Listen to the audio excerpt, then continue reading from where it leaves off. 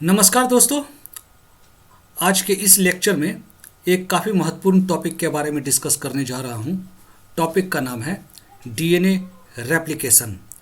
DNA replication एक molecular procedure है जिसमें डीएनए के कॉपी तैयार किए जाते हैं। यह नेचुरल भी हो सकता है। ये बॉडी के अंदर, ऑर्गेनिज्म के अंदर डीएनए रेप्लिकेशन नेचुरली होते हैं और इसे आर्टिफिशियली करने की कोशिश भी की जाती है। एक इंस्ट्रूमेंट है जो कि बाद में आगे मैं बताऊंगा, पीसीआर, वहाँ पर भी डीएनए की कॉपी को तैयार किया जाता है। तो अभी जो मैं देखने जा रहा हूँ, यह नेचुरली किस प्रकार से डीएनए रेप्लिकेट करते हैं, अपनी कॉपी बनाते हैं, इस बारे में मैं डिस्कस करने जा रहा हूँ। तो डीएनए रेप्लिकेशन के समय कुछ स्टेप्स होते हैं। यह रेप्लिकेशन कई स्टेप्स में होते हैं। एक काफ़ी महत्वपूर्ण स्टेप है, वह है डीएनए का ओपन होना, डीएनए का अनजिप होना। जैसा कि मैंने डीएनए के लेक्चर में ही डिस्कस किया था कि डीएनए का जो स्ट्रक्चर है वह हेलिकल होता है। हेलिकल होता है और उसमें दो स्ट्रैंड होते हैं। उन दोनों स्ट्रैंड का एक दूसरे से दूर जाना, ओपन होना काफ़ी आवश्यक होता है और इस प्रोसेस के लिए एक एंजाइम की आवश्यकता होती है जिसे हेलिकेज कहा जाता है। यह जो टर्म हेलिकेज है यह इंपॉर्टेंट है। जनरली क्वेश्चन में पूछ लिया जाता है कि डीएनए का अनजिप करने के लिए कौन सा एंजाइम यूज किया जाता है, तो यह हेलिकेज है। अब जब डीएनए के दोनों स्ट्रैंड ओपन होने लगते हैं तो एक स्ट्रैंड का ओरिएंटेशन 3 प्राइम टू 5 प्राइम होता है और यह जो ओरिएंटेशन होता है, इसमें जो यह जो स्ट्रैंड है जिसमें 3 प्राइम टू 5 प्राइम डायरेक्शन में इसकी ओरिएंटेशन है, यह टुवार्ड रेप्लिकेशन फॉर्क होता है। यहाँ पर जो डीएनए की सिंथेसिस होती है, नए डीएनए की जो सिंथेसिस होती है, रेप्लिकेशन होता है, वह टुवार्ड रेप्लिकेशन फॉर्म होता है और इस स्ट्रैंड को लीडिंग स्ट्रैंड कहा जाता है। इस चीज़ को यहाँ समझना आवश्यक है कि जब डीएनए ओपन होगा, यहाँ पर डायग्रामेटिकली इस चीज़ को समझाने की कोशिश करते हैं। जब डीएनए ओपन होगा तो यह जो स्ट्रैंड है, इसका जो आप ओरिएंटेशन देखेंगे 3 प्राइम टू 5 प्राइम है और यहाँ जो नए डीएनए का सिंथेसिस होगा वह टुवार्ड फॉर्क होगा। ये जो पोजीशन है, ये फॉर्क का पोजीशन है। तो इस डायरेक्शन में नए डीएनए की सिंथेसिस होती है और इस स्ट्रैंड को लीडिंग स्ट्रैंड कहा जाता है। जो डीएनए खुला है, जो हमारा जिसके ऊपर यह सिंथेसिस हो रहा है, उसका इस आर्म को, इस स्ट्रैंड को लीडिंग स्ट्रैंड कहते हैं, क्योंकि यहाँ पर जो सिंथेसिस होता है वह कंटिन्यूअस होता है, लगातार होता है और धीरे धीरे यह डीएनए का अनजिप की भी प्रोसेस आगे बढ़ती रहती है और यह सिंथेसिस भी डीएनए का धीरे धीरे आगे बढ़ता रहता है। तो अभी तो हमने बात किया एक स्ट्रैंड का जिसका ओरिएंटेशन 3 प्राइम टू 5 प्राइम था। जो दूसरा स्ट्रैंड होगा उसका जो ओरिएंटेशन है वह 5 प्राइम टू 3 प्राइम डायरेक्शन होता है। ऑलरेडी मैंने डीएनए के स्ट्रक्चर में बताया था कि यह दोनों जो स्ट्रैंड होते हैं वो आपस में अपोजिट होते हैं, इनके ओरिएंटेशन अपोजिट होते हैं। साथ ही साथ जो सीक्वेंस है वो भी आप पाएंगे कि एक दूसरे के ऊपर रिवर्स में ये सीक्वेंस होते हैं। तो 5 प्राइम टू 3 प्राइम डायरेक्शन में जो डीएनए स्ट्रैंड होता है उसमें जो नए डीएनए की सिंथेसिस होती है वो रेप्लिकेशन फॉर्क से अवे होता है, रेप्लिकेशन फॉर्क से दूर जाता है और इस स्ट्रैंड को लैगिंग स्ट्रैंड कहा जाता है। अब क्यों लैगिंग स्ट्रैंड कहा जाता है वो हम यहाँ पर समझने की कोशिश करेंगे। तो यह दूसरा स्ट्रैंड है, आप पाएंगे, आप यहाँ देख सकते हैं कि इसका जो ओरिएंटेशन है इस स्ट्रैंड का, जो ओपन हो रहा है वहाँ से 5 प्राइम टू 3 प्राइम, यह इसका ओरिएंटेशन है। और जो नए डीएनए की सिंथेसिस हो रही है वह अवे फ्रॉम फॉर्क, ये फॉर्क है, फॉर्क से देखेंगे यह सिंथेसिस उससे अवे, आगे की डायरेक्शन में हो रहा है। और यहाँ पर हम पाते हैं कि जो सिंथेसिस डीएनए का होता है वह छोटे छोटे टुकड़ों में, चंक्स में हो रहे हैं, डिसकंटिन्यूअस होते हैं। यानी यहाँ से सिंथेसिस हुआ, फिर डीएनए का फॉर्क थोड़ा खुला, तो फिर यहाँ से सिंथेसिस शुरू हो गया, फिर डीएनए फॉर्क थोड़ा सा ओपन हुआ, तो ये फिर सिंथेसिस यहाँ से हो गया, अब यहाँ से भी सिंथेसिस होगा। तो यह जो डीएनए का, नए डीएनए का जो स्ट्रैंड बन रहा है वह छोटे छोटे टुकड़ों में बन रहा है और यह डिसकंटिन्यूअस होता है। इस वजह से इसको लैगिंग स्ट्रैंड कहा जाता है।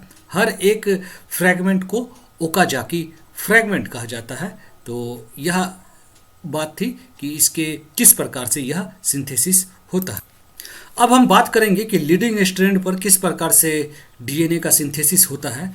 तो जो लीडिंग स्ट्रैंड होते हैं, जिसे मैंने ऊपर भी दिखाया था, अभी फिर से उसको डिस्कस करेंगे।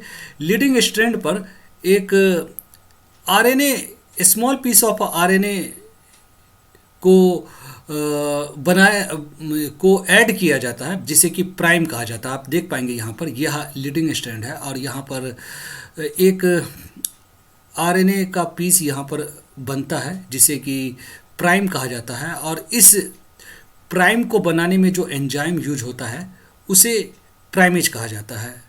और फिर बाद में यह जो इस प्राइम के ऊपर डीएनए का सिंथेसिस होता है, नए डीएनए का सिंथेसिस होता है। और इसे करने के लिए, इस कंटिन्यूअस डीएनए के सिंथेसिस के लिए एक और दूसरे एंजाइम की आवश्यकता होती है जिसे कि डीएनए पॉलीमरेज कहा जाता है। और यह जो डीएनए पॉलीमरेज है, यह जो 4 न्यूक्लियोटाइड है AGCT, तो एडेनिन, साइटोसिन, गुआनिन, थाइमिन, इससे बनने वाले जो 4 न्यूक्लियोटाइड है उनको क्रमशः जो लीडिंग स्ट्रैंड है उसके सापेक्ष में ये स्ट्रैंड, उसके कॉम्प्लीमेंट्री में यह स्ट्रैंड बनता चला जाता है। तो आप देख पाएंगे कि जो नया स्ट्रैंड है उसका जो ओरिएंटेशन है वह 5 प्राइम टू 3 प्राइम है, क्योंकि जो लीडिंग स्ट्रैंड का ओरिएंटेशन है 3 प्राइम टू 5 प्राइम है, तो उसके रिवर्स इसका ओरिएंटेशन होगा 5 प्राइम टू 3 प्राइम। और इसका जो सिंथेसिस होता है वह बिल्कुल कंटिन्यूअस सिंथेसिस होता है।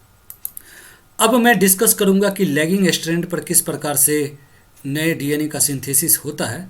तो लैगिंग स्ट्रैंड के ऊपर कई सारे प्राइमर्स की आवश्यकता होती है। यहाँ देखेंगे यह डिसकंटिन्यूअस था, कई सारे फ्रैक्शन में डीएनए का सिंथेसिस हो रहा है। तो हर एक फ्रैगमेंट के लिए एक प्राइमर यहाँ पर आकर लगेगा और उसके आगे से यह सिंथेसिस होगा। तो यहाँ पर कई सारे प्राइमर लगेंगे जिसके लिए प्राइमेज इन प्राइमर्स को बनाएंगे। और यह जो छोटे छोटे फ्रैगमेंट है इन्हें ओकाजाकी फ्रैगमेंट कहा जाता है। और इसका जो डायरेक्शन है, ओरिएंटेशन की बात की जाए तो इन छोटे छोटे ये जो बन रहे हैं छोटे छोटे ओकाजाकी फ्रैगमेंट, इसका जो ओरिएंटेशन है सिंथेसिस का वह 5 प्राइम टू 3 प्राइम है। हर किसी का ये 5 प्राइम डायरेक्शन से 3 प्राइम डायरेक्शन की तरफ इसके सिंथेसिस होते हैं। और फिर बाद में जब ये सभी फ्रैगमेंट बन जाते हैं तो इनको ज्वाइन किए जाने की आवश्यकता होती है। अब ज्वाइन करने से पहले एक प्रोसेस किया जाता है कि जो भी प्राइमर्स हैं, कई सारे प्राइमर्स इसमें यूज किए गए हैं, तो हर प्राइमर को यहाँ से अलग किया जाना है, सेपरेट किया जाना है, हटाना है, उसको स्प्लिट करके हटाना है। तो इसके लिए एक एंजाइम की आवश्यकता होती है, एक्सोन्यूक्लियस, जो कि इन प्राइमर्स को वहाँ से स्ट्रिप आउट करते हैं और फिर उन्हें जोड़ दिया जाता है। और इसे जोड़ने के लिए जो डिफरेंट ओकाजाकी फ्रैगमेंट है, इसे जोड़ने के लिए जो एंजाइम यूज किए जाते हैं उसे लाइगेज एंजाइम कहा जाता है। और लाइगेज एंजाइम की मदद से ये जो डिफरेंट डिसकंटिन्यूअस सिंथेसिस के बाद जो कई सारे फ्रैगमेंट बने हैं उन्हें जोड़ दिया जाता है। फाइनली जब डीएनए के जो 2 स्ट्रैंड थे, दोनों के सापेक्ष में एक एक नया स्ट्रैंड बन गया, तो अब ये कंप्लीट सीक्वेंस एक हेलिकल फॉर्म में आ जाएंगे। ये एक हेलिकल डीएनए से अब 2 हेलिकल डीएनए आफ्टर सिंथेसिस ये बन जाएंगे। अब यहाँ पर एक चीज़ ध्यान देने वाली है जो कि काफ़ी महत्वपूर्ण है। यहाँ पर एक टर्म आता है ये जो डीएनए का रेप्लिकेशन है इसे सेमी कंजर्वेटिव कहा जाता है। ये सेमी कंजर्वेटिव है और ये टर्म काफ़ी इंपॉर्टेंट है कि आखिर इसे सेमी कंजर्वेटिव क्यों कहा जाता है। तो यहाँ पर आप पाएंगे कि जो डीएनए के 2, इसे फोटोग्राफ से देखा जाए, डायग्रामेटिकली देखा जाए तो ज़्यादा यह सही तरीके से समझ में आएगा। यहाँ पर ये हमारा ओरिजिनल डीएनए है और ये जो दो स्ट्रैंड है जो कि हेलिकेज के द्वारा अलग कर दिए गए हैं। अब यहाँ पर इन दोनों के सापेक्ष में एक नया डीएनए स्ट्रैंड बन रहा है और ये दोनों 1 और 2 ये दोनों मिलकर एक नया डीएनए का कॉपी तैयार होगा और ये जो है इसके साथ एक नए डीएनए की सिंथेसिस होगी।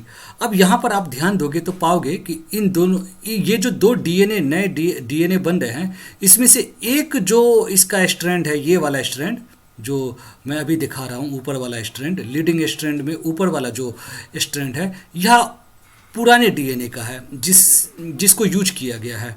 तो एक स्ट्रैंड तो इसका पुराना है और जो दूसरा स्ट्रैंड है वो नया तैयार किया गया है।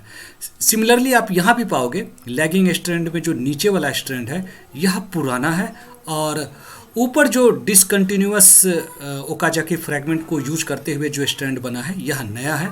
तो यहाँ पर भी आप पाएंगे कि एक स्ट्रैंड पुराना है और एक स्ट्रैंड नया है।